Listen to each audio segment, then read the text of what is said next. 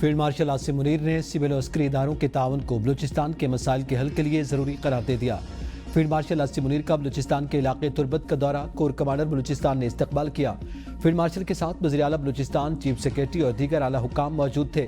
Field marshal نے کہا کہ پاک فوج بلوچستان کے عوام کے شانہ بشانہ ہے۔ فوج امن اور پائیدار ترقی کی کوششوں میں بھرپور ساتھ دیتی رہے گی۔ فیلڈ مارشل نے قیام امن کے لیے فوجی جوانوں کے کردار کی تعریف کی اور جنوبی بلوچستان کی سماجی و معاشی ترقی کے عزم کو دہرایا۔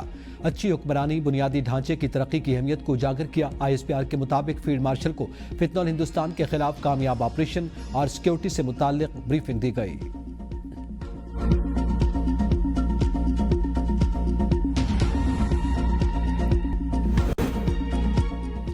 دہشت گردی کے تمام واقعات کے پیچھے بھارت کی منفی سوچ اور وسائل کار فرما ہے۔ افواج پاکستان اس پراکسی جنگ کا مکمل خاتمہ کرنے کی بھرپور صلاحیت رکھتی ہیں۔ ترجمان پاک فوج لیفٹیننٹ جنرل احمد شریف چودھری کی صحافیوں کے وفد سے ملاقات میں گفتگو، کہا نوجوان پاکستان کا سرمایہ ہیں، ان کی مثبت سوچ ملک کے روشن مستقبل کی ضمانت ہے۔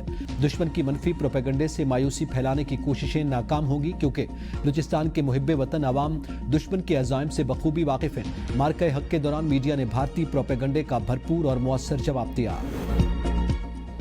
نائب وزیر اعظم اور وزیر خارجہ اسحاق ڈار تاریخی دورے پر بنگلہ دیش روانہ۔ ترجمان دفتر خارجہ کے مطابق اسحاق ڈار کی چیف ایڈوائزر پروفیسر محمد یونس سے ملاقات ہوگی۔ دو طرفہ تعلقات سمیت علاقائی اور عالمی صورتحال کا بھی جائزہ لیا جائے گا۔ 13 سال بعد کسی پاکستانی وزیر خارجہ کا یہ بنگلہ دیش کا دورہ ہے۔ پاکستان اور بنگلہ دیش کے تعلقات میں یہ دورہ سنگ میل کی حیثیت رکھتا ہے۔ عالمی منظرنامہ کتنا ہی بدل جائے، پاک چین دوستی ہمیشہ سے مستحکم اور مضبوط ہے۔ ترجمان چینی وزیر خارجہ لین جان کا چینی وزیر خارجہ کے دورہ پاکستان کے بعد بیان، کہا چین ہمیشہ سے پاکستان کا قابل بھروسہ شراکت دار اور مشکل وقت کا سب سے بڑا حامی رہا۔ پاکستان اور چین کے درمیان تعلقات صرف سرکاری سطح تک محدود نہیں بلکہ یہ عوام کے دلوں میں گہرے جذبے کے طور پر رچ بس گئے ہیں۔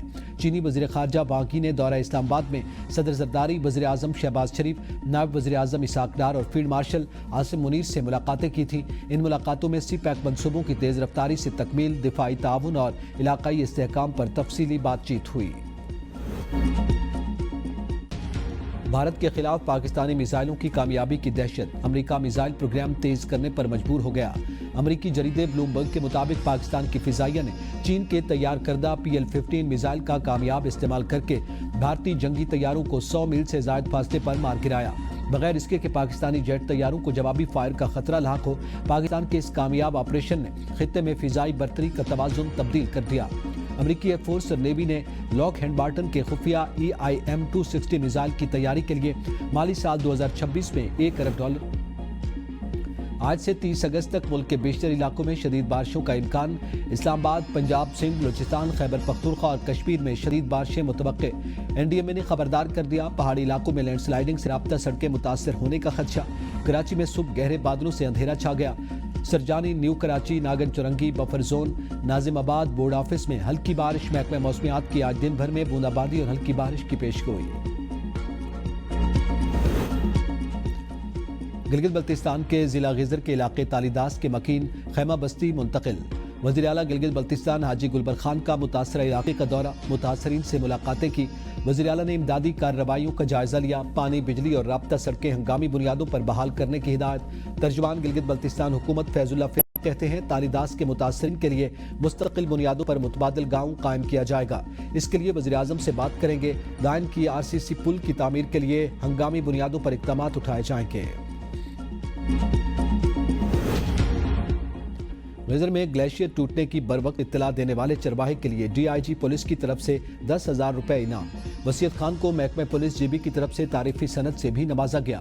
ترجمان گلگت بلتستان حکومت فیض اللہ فراق کہتے ہیں چرواہے کو وزیر اعلیٰ سیکریٹریٹ بلا کر اس کے اعزاز میں تقریب رکھی جائے گی اور اسے نقد انعام بھی دیا جائے گا۔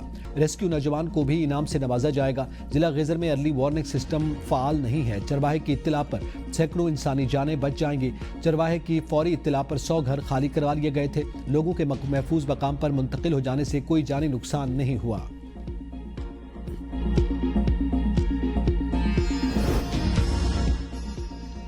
بھارت کی جانب سے دریائے ستلج میں پانی چھوڑے جانے کے بعد مختلف علاقوں میں سیلابی صورتحال۔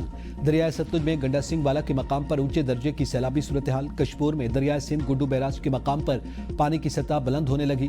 کچے کے علاقوں میں مونگی، کپاس، چاول اور سبزیوں سمیت دیگر فصلیں زیر آب آ گئیں۔ توسا، کالا باغ اور چشمہ کے مقام پر پانی کا بہاؤ نارمل۔ سیلاب سے متاثرہ علاقوں میں فلڈ ریلیف کیمپس قائم۔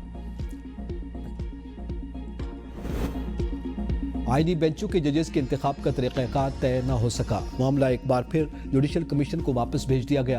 جسٹس جمال بندوخیل کی زیر صدارت جوڈیشل کمیشن کی ذیلی کمیٹی کا اجلاس۔ ذرائع کے مطابق کمیٹی اراکین نے قواعد سازی کی مخالفت کی۔ ہائی کورٹ ججز کی کارکردگی کے جائزے کے قواعد پر بھی فیصلہ مؤخر۔ ذیلی کمیٹی دوبارہ اجلاس منعقد کرے گی۔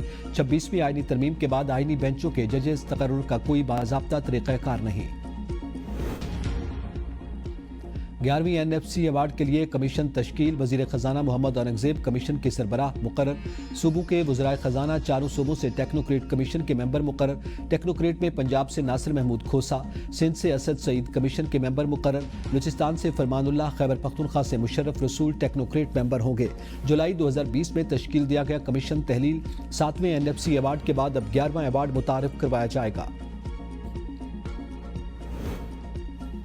وزیر تجارت جام کمال اور بنگلہ دیش کے مشیر SK بشیر الدین ایک روزہ دورے پر چٹاگانگ پہنچ گئے۔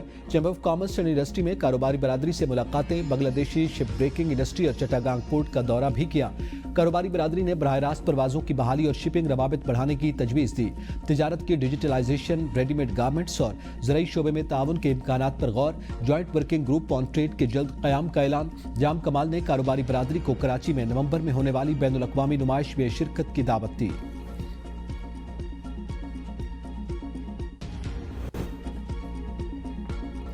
وزیراعلیٰ پنجاب مریم نواز کا فوری ایکشن۔ ستھرا پنجاب کے ورکرز کو تنخواہیں دلا دی۔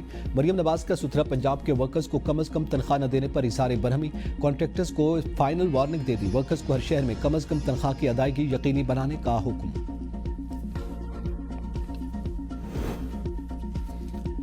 مانی PTI کی ضمانت کے فیصلے کے موقع پر غیر حاضر پارٹی عہدیداروں کے خلاف کارروائی کا فیصلہ۔ منگل، بدھ اور جمعرات 21 اگست کو پارٹی ہدایت کے مطابق اڈیالہ جیل اور سپریم کورٹ نہ پہنچنے والے ممبران کو نوٹس جاری۔ چیف آرگنائزر پنجاب عالیہ حمزہ نے 24 گھنٹوں میں وضاحت طلب کر لی۔ وضاحت تسلی بخش نہ ہونے پر پارٹی ضابطۂ اخلاق کے مطابق تنظیمی کارروائی کا فیصلہ۔ پنجاب اور خیبر پختونخوا میں مانسون اور سیلاب سے متاثرہ علاقوں میں مختلف بیماریاں سر اٹھانے لگیں۔ پنجاب میں ڈینگی، ڈائریا، ملیریا اور جلد کی بیماریوں سمیت دیگر بیماریاں رپورٹ۔ گزشتہ ایک ماہ میں 15,000 سے زائد لوگ مختلف بیماریوں کا شکار ہوئے۔ خیبر پختونخوا میں خارش، دانوں سمیت جلدی امراض کے مریضوں میں اضافہ۔ نزلہ، زکام اور سانس کی بیماریاں بھی پھیلنے لگی۔ ترغر میں 172، دیر لوئر میں 125، بونیر میں 117، شانگلہ میں 128، بٹگرام 83 اور باجوڑ میں 4 جلدی امراض کے مریض رپورٹ۔ متاثرہ 9 اضلاع میں مجموعی طور پر 2245 مریض رپورٹ ہوئے۔ 1413 مریضوں کو علاج کی سہولت فراہم کی گئی۔